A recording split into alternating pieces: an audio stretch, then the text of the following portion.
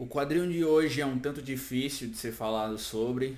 Eu acho que já é a segunda vez que eu tento gravar uma resenha dele e provavelmente é minha quinta ou sexta releitura e eu continuo sem entender absolutamente nada. O quadrinho de hoje é esse clássico publicado em 1993 em terras estadunidenses pelo desenhista e escritor Daniel Clowes. Com uma luva de veludo moldada em ferro, é um nome um tanto grande, mas é um nome um tanto bonito, com essa edição belíssima da editora Nemo. Ok.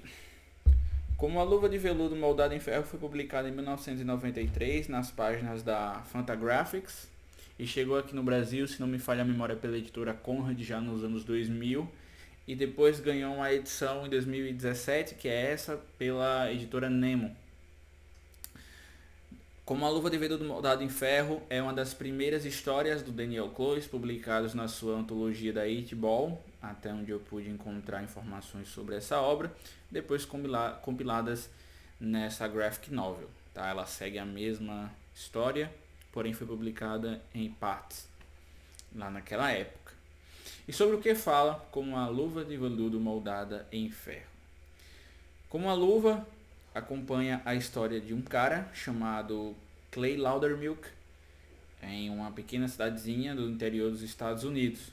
A história começa com o Clay em um cinema de filme pornô, aparentemente assistindo um filme snuff movies, né, os famosos, que são aqueles tipos de filme que tudo que está acontecendo na tela provavelmente realmente aconteceu de verdade. Então, se o cara leva um tiro, ele realmente levou um tiro. Se uma mulher foi estuprada, ela provavelmente foi estuprada durante as gravações do filme. Existem vários filmes como esse durante o curso da história da cinematografia, alguns bem bizarros, gravados em terras brasileiras por americanos, né? Se você pesquisar você consegue achar alguns, mas não é o assunto ao qual eu vou me prender aqui. O Clay assistindo o filme reconhece a sua ex-namorada na tela do cinema e decide pegar mais informações sobre ela. Ele percebe que em uma fila para um banheiro do cinema, vários homens fazem uma fila indiana gigantesca para entrar ali dentro. E um cara diz para ele: se você quer a resposta sobre alguma coisa, deve estar lá dentro. O Clay entra na fila e pergunta a um oráculo que está dentro do local sobre sobre a atriz do filme. E ele dá um endereço para ela. Então a gente vai acompanhar o Clay na sua jornada até essa pequena cidade do interior para encontrar essa sua ex-namorada. A coisa não é uma jornada tão fácil e normal. E é aí que entra a estranheza dessa obra, junto com os maravilhosos traços desse desenhista. Ele também publicou outras coisas que saíram aqui no Brasil, que eu pretendo trazer reviews. Porém, como a luva é de longe o seu trabalho mais nonsense e o que mais causa asco e estranheza em algumas pessoas, principalmente se for uma pessoa de primeira viagem com a obra do autor. Se você lê Ghost Story, provavelmente você vai achar uma história fofinha sobre duas mulheres, etc. Mas isso aqui você pode achar um tanto misógino, racista e perturbador, como é a mente de todo americano, seja do norte, do sul, todo mundo é um pouco bizarro nessas partes, né? Então, no percurso que ele faz até essa cidade, ele é confrontado por dois policiais, já de cara, policiais assim, com fetiches, com sadomasoquismo por pessoas que eles param na estrada, uma prostituta de 3 olhos, um cachorro sem orifício e todo peludo. E a gente vai estar de cara também com várias seitas satânicas ou não satânicas no melhor estilo Charles Manson possível. O mundo em que o Clay está se metendo é confrontado constantemente e ele fica sem reação. Não é que ele fica sem reação, é que pra ele tudo aquilo parece muito normal, enquanto pra gente é uma bizarrice sem tamanho, tá? Então, muitas alegorias que estão presentes dentro do quadrinho, o próprio autor comentou que foram sonhos reais que ele teve. E assim, para ele sair de alguns trabalhos muito ok de ficção para isso é realmente um pouco estranho, mas é a forma como a mente dele funcionou e tá tudo bem. Afinal, o Daniel, que é o autor, já publicou em muitos veículos grandes, assim como The New Yorker, dentre outras coisas. Então ele tem um cacife prioritário no sentido de crítica à estética para nos apresentar muitos dos conceitos que esse quadrinho pode trazer, seja o ressentimento, seja a solidão, seja a bizarrice e seja até mesmo o ódio. Afinal, a míriade que isso aqui transita é muito estranho, tá? O Clay vai se dar de conta com uma seita que é composta por homens, porém são homens e mulheres, mas a maioria é homens feministas radicais, que eles estão prevendo que o mundo vai entrar em uma grande guerra e no fim só as mulheres vão sobreviver.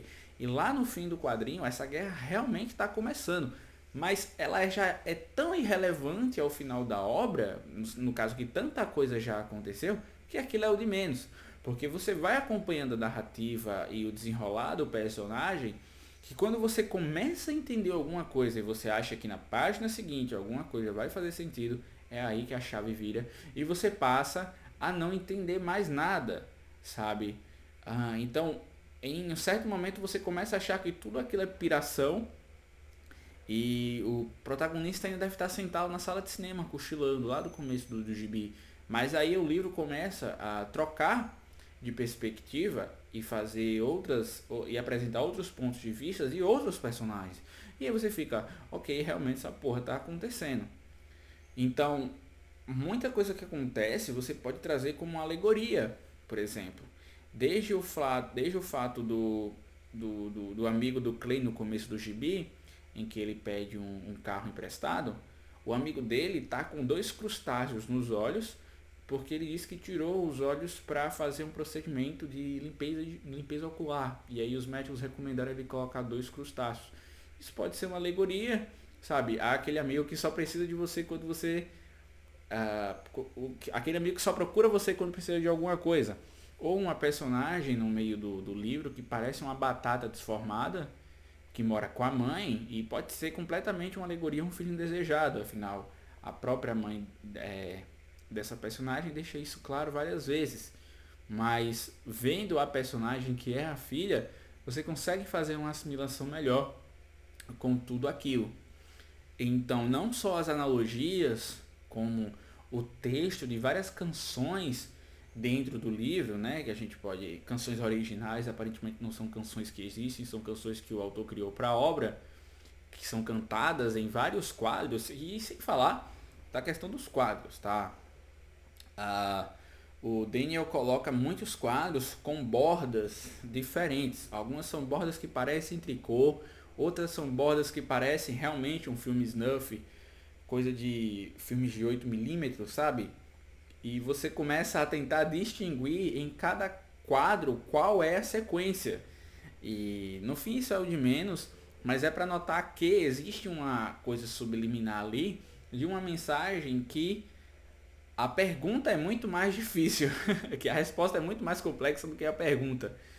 Então é muito estranho, mas vale muito a pena. O que mais eu posso comentar sobre o desenvolvimento dos personagens dentro da obra também não é nada linear, e como eu havia dito, tudo parece que está seguindo de uma maneira perfeitamente normal. O Clay acaba encontrando a personagem que ele está procurando, mas ele apenas observa ela. E a diferença é que ela é uma criança.